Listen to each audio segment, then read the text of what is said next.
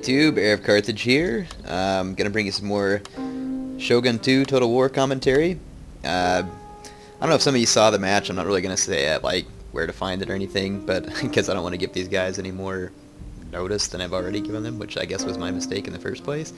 But apparently some people continue to think that because I make YouTube videos that I think I'm an invincible player. I don't know how many times I've said this, but I'll say it again just to make it clear to any idiot numbskull out there who hasn't gotten the idea yet from how many times I've said this. So, like I said, for those of you who are too, mentally decayed to figure it out, I'm going to say it one last time. I don't think I'm the best Shogun player. I wouldn't even consider myself one of the better players. I'm about average.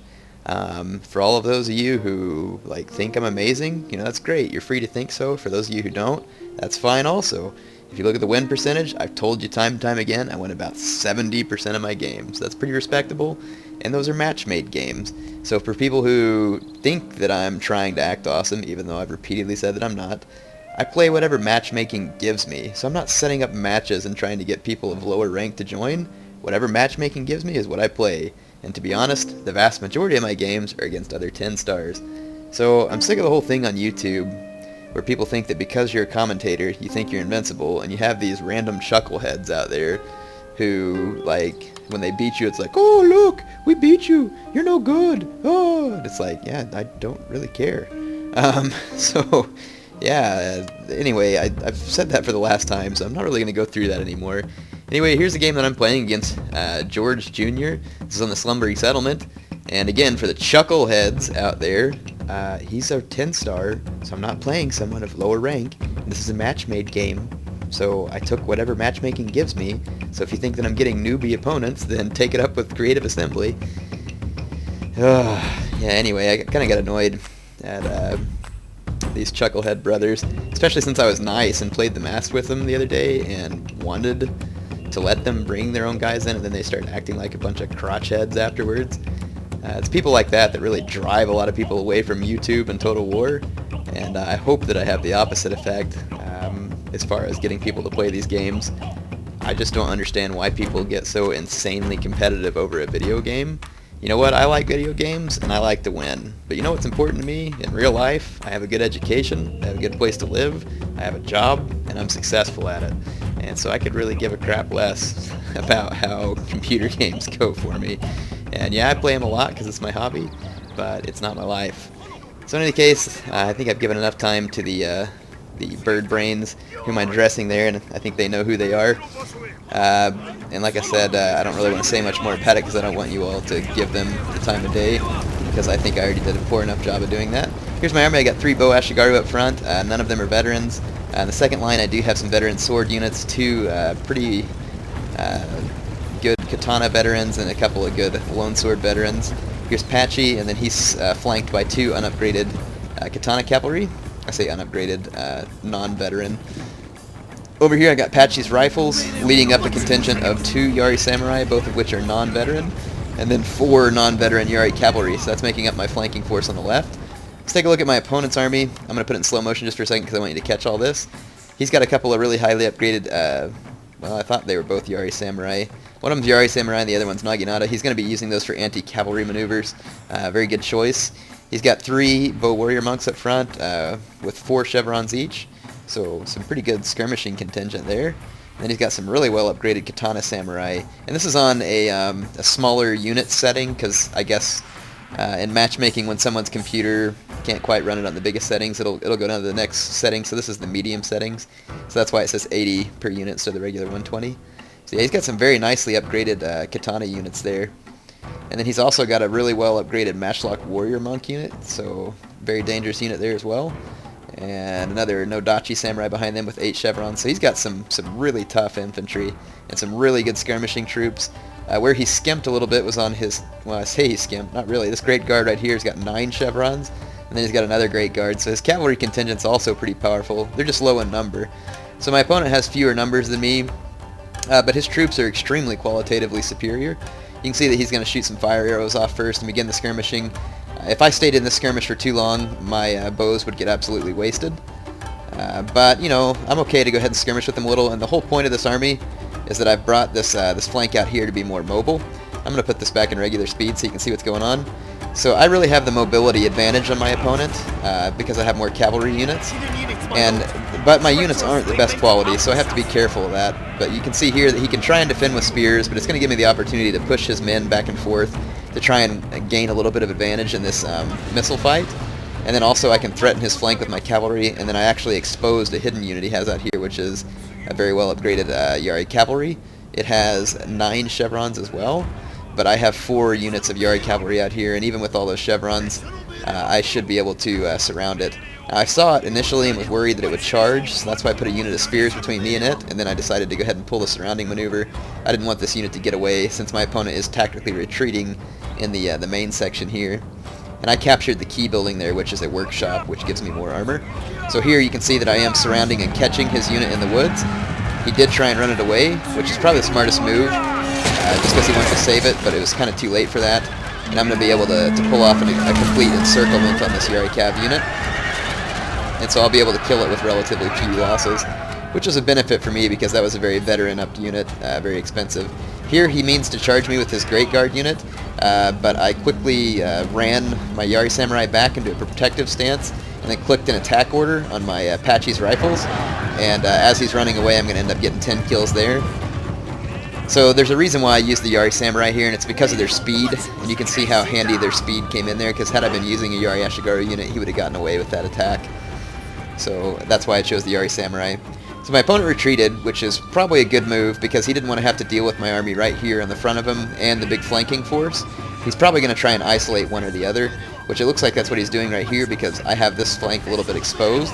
So I'm going to go ahead and pull back into the woods to take some cover from his bow warrior monks and then try and put pressure on him again from this direction.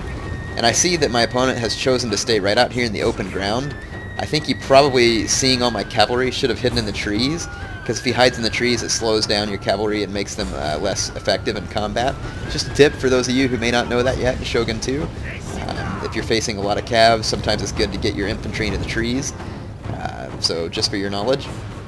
So I am going to move this army into this tree line, which will give me a nice position on his flank here, and then I'll take this other army up through this tree line and then come out on his flank. So it's going to nullify some of the damage that his bows can do, not all of it.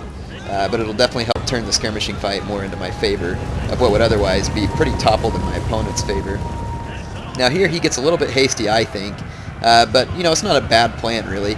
He's got his 2 Great Yard units, and he saw Apache is a little bit exposed right here, and so he puts a charge on Apache, but I had enough units there that I can simply pull Apache out and now surround his Great Guard, which this is quite a bit of moolah he's spent. And now these guys are surrounded and too far away from support for him to be able to save them. So I'm going to be able to destroy his Great Guard piecemeal, whereas if he would have used them around my flanks and stuff, it would have been much more difficult for me to deal with those guys. And when I see him moving all of his troops to this side for support, it's time for me to rush this flank towards him. And so needing to put pressure on his army fast, I'm going to rush all 4 of my Yari Cav ahead. And you can see here that he's having to turn with some of his spear units and his bows and try and fend off this attack. And now I have my attention going in multiple directions at the moment. Let me pause and show you why. My Yari Cav over here are going to end up hitting these spears for just a second, because over here I was trying to click attack orders with my Katana cavalry, but I did end up killing a few of his, or no I didn't, all of his bows just clean got away from that, so he did an excellent job there. I did put a charge on some of these units here, but it's not going to hurt them all that badly, because they are anti-cavalry units. And then like I said, over here my opponent's making a mistake. And this is, he's got all of his generals and his sword, well, he's not really making a mistake. He's doing what he has to do. He knows that his Great Guard is in here getting killed, and he wants to attack my troops while they're disorganized. But the whole purpose for me bringing Katana cavalry is to use them to disrupt enemy sword infantry. You can see that his sword infantry is far superior to my own, but this is again another tip that I gave you in my last video that I'm going to give you again.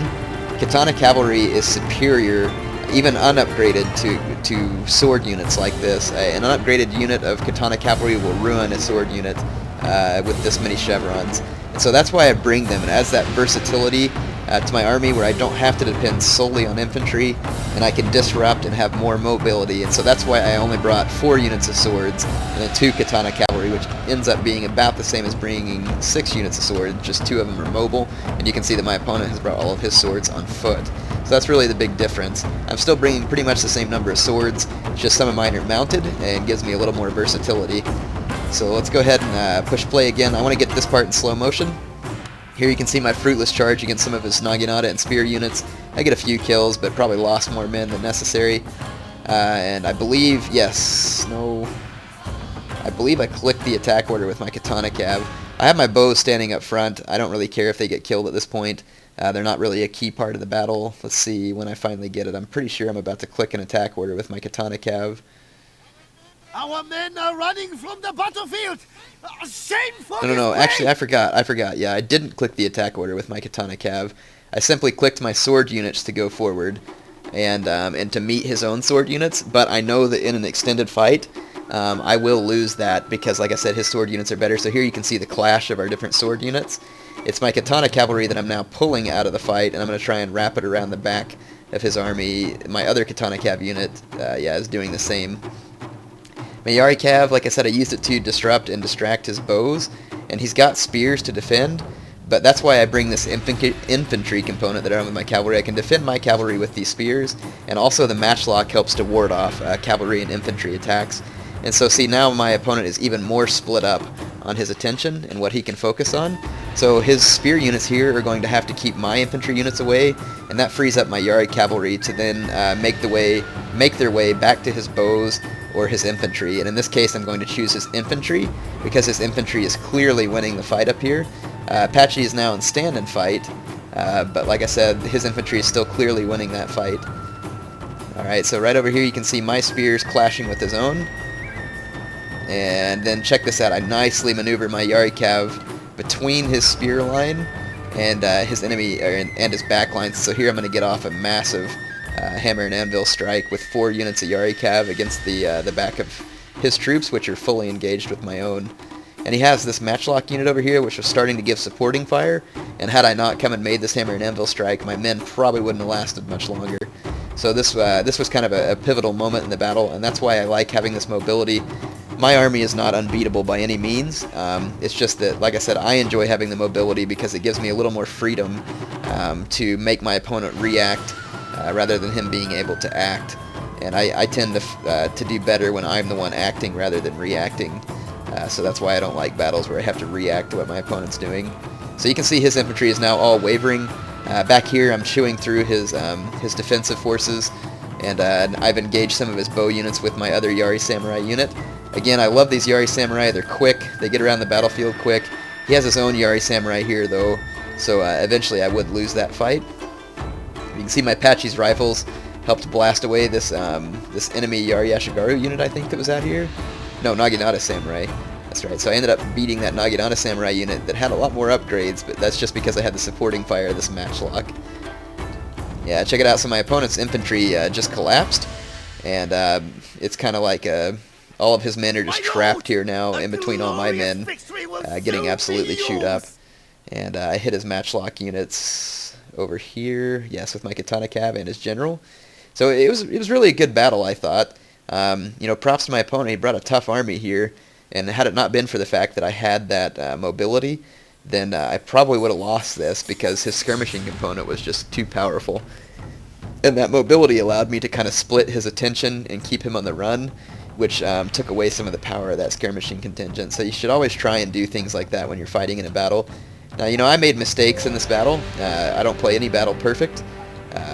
Yeah, for all the chuckleheads out there that think I play battles perfect. Obviously I don't. And I think it's funny too because they accuse me of never posting any losses. Didn't I post like 4 or 5 losses in like the recent month? I mean, my gosh, how many losses do you want me to post? Anyway, like I said, I guess that's just more of a nuisance than anything, and I don't want to spend too much time on it. Hope you enjoyed that battle. Hope you learned something from it. Again, I'm always glad to make these for you. Give me some tips if you want to hear something or you want me to talk about something, or if you think I'm doing something wrong. More than happy to hear your constructive criticism. And Air Carthage signing off for now, and looking forward to doing more of these videos for you in the future.